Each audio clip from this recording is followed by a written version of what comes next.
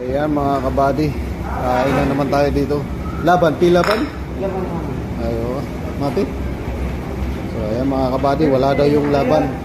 Yung laban yun yung fresh milk dito. So, muya pas. So ayan.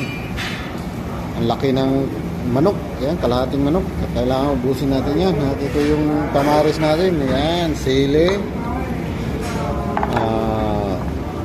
Giniling na tomato with spicy na yan.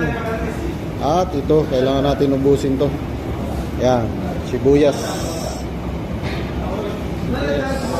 Ayan, at ayan lang. Pare! Hingi tayo ng salata. Ayan, haluan natin. Ayan. Ayan, mikos-mikos natin itong ilagyan natin na